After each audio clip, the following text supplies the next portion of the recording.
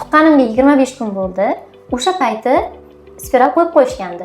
Lekin hali ham qon to'xtamayapti. Bu normami? Tug'ruqdan keyin spiral qo'yish bundan 8-10 yil oldin amaliyotga kiritilgandi. Ya'ni ayollar tug'ishi sal kamroq bo'lsa, ya'ni tug'ruqdan keyin vaqti bo'lmaydi, chiqib poliklinikaga murojaat qilib spiral qo'ydirishga deb shu narsani kiritishdi. Ya'ni kesishda ham spiral qo'yildi, tug'ruqlardan ham keyin qo'yildi, lekin bu usul o'zini oqlamadi. Nima uchun? Tasavvur qiling, bachadon katta, spiral qo'yildi. Spiral katta kichkina bo'lmaydi, bir xil bo'ladi spiral.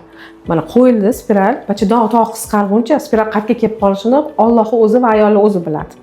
Pastga kelib qoladimi, tepaga chiqib ketadimi, iplari qayerga kelib qoladi va ayol yana emizayotgan paytda bachadon qisqaradi-yu, shu qisqarayotgan paytda ham qon bilan tushib ketishi ham mumkin. Shuning uchun bu usul o'zini oqlamadi.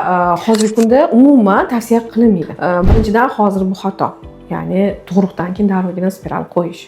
Ikkinchidan spiral qo'ysa bo'ladi, chala chiqqandan keyin ko'rikdan o'tib, ya'ni bu uchun UZI qilish kerak, bachadon yaxshi qisqardimi, uzunligi qanaqa, ichida qon qolib ketmadimi va albatta bachadon bo'ynini ginekolog kreslada ko'rish kerak. Shunaqa poliplar, yirtilishlar yo'qmi, eroziyalar yo'qmi, ajralmalar yiringli emasmi, shularni ko'rib turib, keyin tavsiya qiladi qachon spiral qo'ydirish. Qanaqadir muammolar bo'lsa, ularni davolab keyin spiral qo'yiladi.